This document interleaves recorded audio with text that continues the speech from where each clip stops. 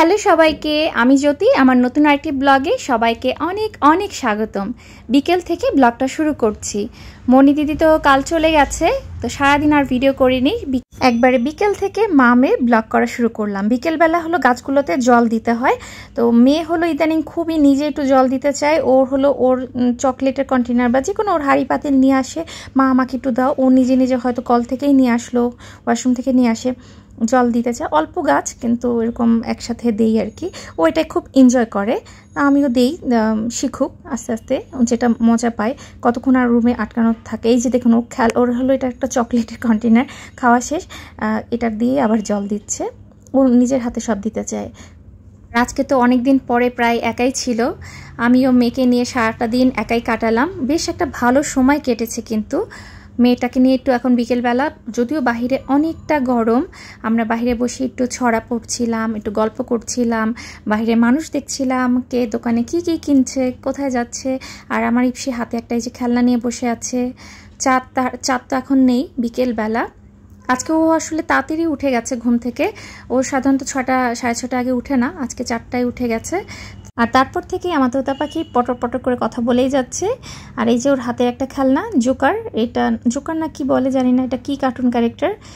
ওর যখন যেটা মনে হয় সেটাকে নিয়ে নাড়াচাড়া করতে থাকে আর আমার সাথে অনেক অনেক গল্প করতে থাকে, কথা বলেই যাচ্ছে। আর বাইরে যে কি গরম, আমরা খুব ঘেমে যাচ্ছিলাম, তো ভাবলাম যে না, আর বেশিক্ষণ থাকা যাবে না, এবার রুমের ভিতর যেতেই হবে। আর ওর যে কত দুষ্টামি করে ক্যামেরার সামনে, যদি কখনো বলি যে একটা কিছু বলো, ছড়া বলো, তখন যে কত দুষ্টামি শুরু হয়ে যায় তার এই যে সীমা পরিসীমা নেই। কত দুষ্টামি করছে ক্যামেরার সামনে, নিজে নিজেই মাঝে মাঝে অনেকভাবে ভেঙায়, মজা করে আর কি। তো এখন দেখলাম মেয়ে ঘেমে যাচ্ছে, রুমে নিয়ে যাই। ওকে এখন একটু তুলসী চা খাওয়াতে হবে, চা না ঠিক, শুধু তুলসী পাতার। ইপসি এখন খাবে হলো তুলসী আর মধু পাতা দিয়ে চা। না একটু একটু একটু একটু বাবা, একটু একটুখানি বাবা বাবা বাবা। এরপর আমরা সন্ধ্যা পূজা দিতে চলে এসেছি। মেয়ে আমার আশেপাশেই আছে, ঘুরঘুর করছে। ও আসলে একা একা থাকতে চাচ্ছে না। সকালে যদি ওকে আমি টিভির রুমে টিভি ছেড়ে ওকে টিভি দেখতে দিয়ে, কার্টুন দেখতে দিয়ে আমি ঘরের যাবতীয় কাজ করে ফেলেছি। আর এখন হলো আমার সাথে সাথেই আছে, সন্ধ্যা হয়ে গেছে। তো মা মেয়ে মিলে একসাথে একটু প্রার্থনা করি। আর ইপসি সবসময় আগরবাতিটা নিজে ধরাতে চায়, খুব পছন্দ করে। প্রদীপটা আমি আগে ধরিয়ে দিই, তারপর সে আগরবাতি ধরিয়ে আমার সাথে সাথে সারা ঘরে কিন্তু ঘুরে ঘুরে ঘুরে সুন্দর করে আমার সাথে প্রার্থনা করে একসাথে। এরপর ভাবলাম রাতের খাবার রান্না করার আগে একটু নেল পালিশ পরে আই, ইপসিকে একটু নেল পালিশ দিয়ে দিই, আমি একটু দিব। একটা গোল্ডেন কালার নিয়েছি, কপার গোল্ড। তো মেয়ে হলো ছোটো ছোটো, ওর তো নখই নেই বললে চলে, এত দাঁত দিয়ে নখ খায়। মানে আমি নখ কাটার জন্য খুঁজেই পাই না। প্রতি সপ্তাহে আগে কেটে দিতাম ছোটো থাকতে, আর এখন আমি নখ খুঁজেই পাই না। নখ, চামড়ার আশেপাশে সব এত নেশার মতো কামড়াতে থাকে। যদি আমিও করতাম ছোটোবেলায়, আমিও দাঁত দিয়ে খুব নখ কাটতাম, সেখান থেকেই হয়তো আমার মেয়েই পেয়েছে ধারাটা মার কাছ থেকে। কিন্তু এটা তো বলা যাবে না, এই যে একদম ছোট ছোট নখ, নেল পালিশ দিতে গেলে একদম দূরবীন থেকে দেখতে হয় ছোট ছোট নখগুলো খুঁজে খুঁজে পাওয়ার। আমি ছোটোবেলায় নখ খেলেও এখন কিন্তু চেষ্টা করি একটু বড় করার, কিন্তু নখগুলো এতই নরম, একটু জল ঘাটলে বা কাজ করলে ভেঙে যায়। তারপর আস্তে আস্তে চেষ্টা করি রাখার, ভালো লাগে নখ রাখলে। যারাই ছোট থেকে দাঁত দিয়ে নখ খায় না কেন, তাদের কিন্তু নখগুলো বেশ বড় হয় না, ছোট ছোট। আমার নখগুলো কিন্তু মানে চিকন চিকন ছোট ছোট। আমার মনে হয় যে দাঁত দিয়ে কাটার জন্য এরকম হয়েছে, অথবা ফ্যামিলিগতভাবেও পেতে পারি। তো এখন কিন্তু মোটামুটি একটু নখ আছে, বাম হাতে আছে, ডান হাতে অল্প আছে। তো আমি একটু সাথে পরে নিলাম, যদিও কয়টা থাকবে কতক্ষণ জানি না, কারণ আমাকে এখন তো সারাদিনই কাজ করতে হয়। মনি দিদি নাই, ধোয়া ফেলার, ঘর মোছা সব কিছুই। তো এরপরে মেয়ের সাথে আবার একটু খেলাধুলা করছিলাম, কারণ ও বোর ফিল করছিল, কাউকে দেখছে না, আমার সাথে আছে। পাশের বিল্ডিংটা আমাদের কাছেই। তো এখানে অন্ধকারের ভিতরে কে কে এইভাবে বিভিন্ন প্রাণী বানিয়েছেন, এই যে ধরুন ঘোড়া কিংবা খরগোশ। আমি ওকে এই যে খরগোশ হয়ে কামড়ানোর চেষ্টা করছি, ও আবার খাবার দিচ্ছে খরগোশকে, ও মজা পাচ্ছে, নিজে নিজে বানানোর চেষ্টা করছে। আমাকে না ছোটোবেলায় এগুলো মা করে দেখাতো, এখন আমি মেয়ের সাথে করছি।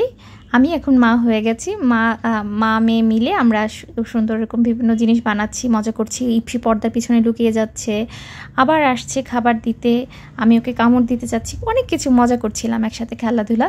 এগুলো করলে না বাচ্চারা খুব আনন্দ পায়, ওদের আরও মেধা বিকাশ হয়। ওরা এক খেলনা দিয়ে কতক্ষণ ইচ্ছা করে, ওদের বিভিন্নভাবে অনেক কিছু শেখানো উচিত। আমরা যেগুলো ছোটোবেলা থেকে বিভিন্ন কিছু শিখেছি, এইগুলো চেষ্টা করি টুকটাক ওকে সময় দেওয়ার।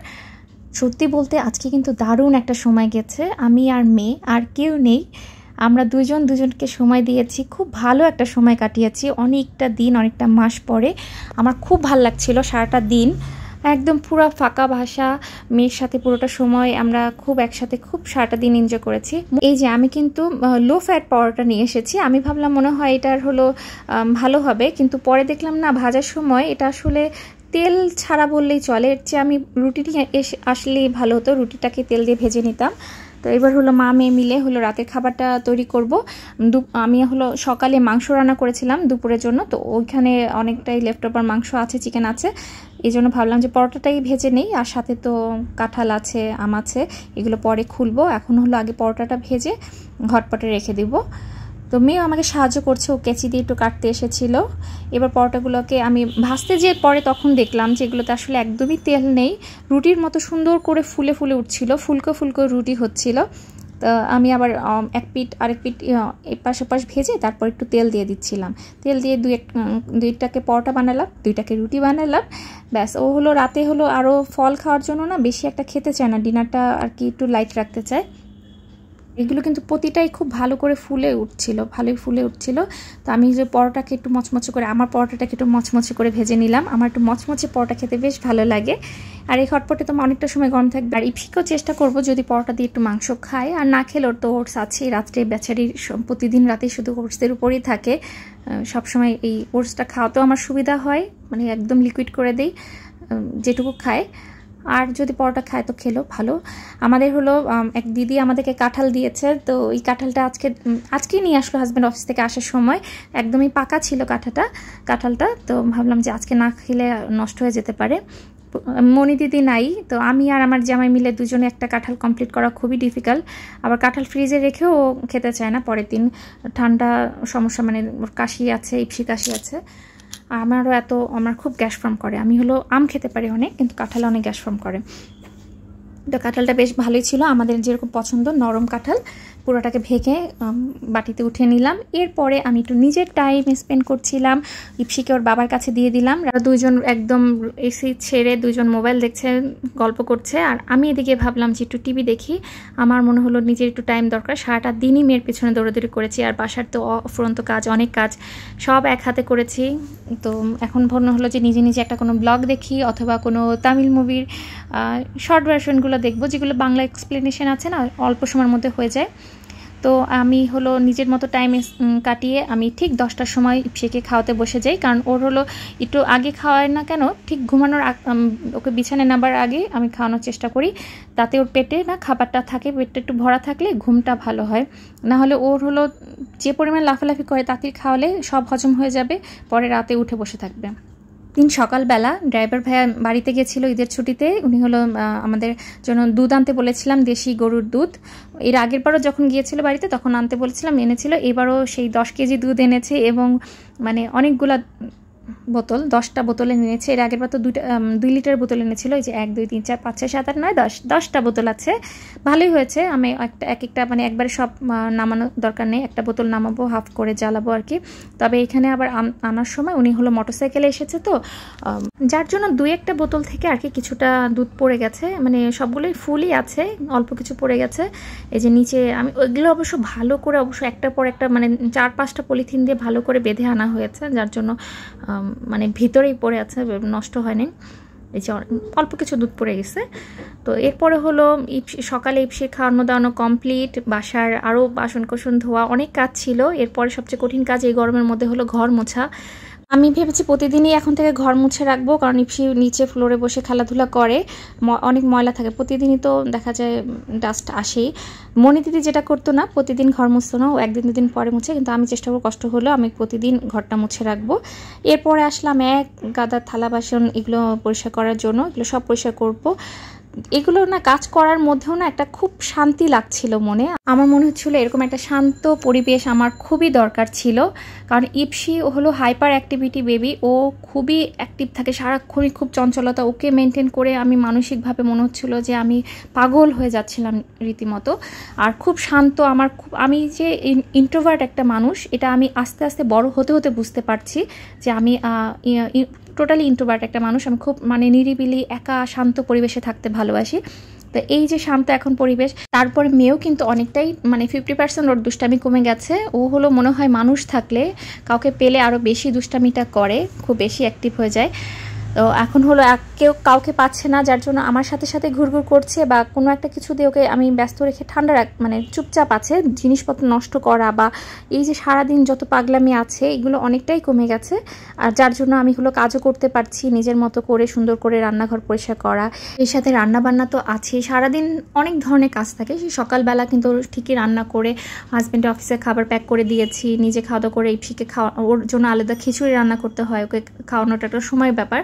কিন্তু এখন যে লোক নেই, মানুষজন নেই, যার জন্য সে কিন্তু একটু ডিস্টার্ব কমই করেছে, মোটামুটি একটু সময় কমই লেগেছে। সব মিলিয়ে না একটু শান্তি লাগছে, কেমন যেন একটা প্রশান্তি, যে এতদিন এমন একটা অসহ্য হয়ে যেতাম মেয়ের পিছনে দৌড়াদৌড়ি করতে করতে। তো এখন একদম শান্ত একটা পরিবেশ। সারাদিন অক্লান্ত পরিশ্রম করেও না মনের ভিতরে একটা খুব ভালো লাগছিল, অন্যরকম একটা শান্তি কাজ করছিল। আমি কাজগুলো করতে করতে নিজে নিজেই ভাবছিলাম, আসলে এত আমাদের বাসার 2 জন মানুষের যেটুক কাজ, এটুক তো করে ফেলাই যায়, একা হাতে অসুবিধা হয় না, ছুটা বুয়া কিংবা একজন। কিন্তু মনি দিদি আমাদের অনেক দিনের, অনেক বছরের বিশ্বস্ত একটা মানুষ, নিজের মানুষ হয়ে গেছে। ও থাকলে, আর মেয়ে হলো এত চঞ্চল, ও হলো আজকে কালকে হয়তো ঠান্ডা আছে, পরশুদিন কেমন হবে জানি না। ওর চঞ্চলতার জন্য আমি পারি না, ওকে নিয়ে দৌড়াতে দৌড়াতে আর আনুষাঙ্গিক কাজগুলো করতে কষ্ট হয়ে যায়।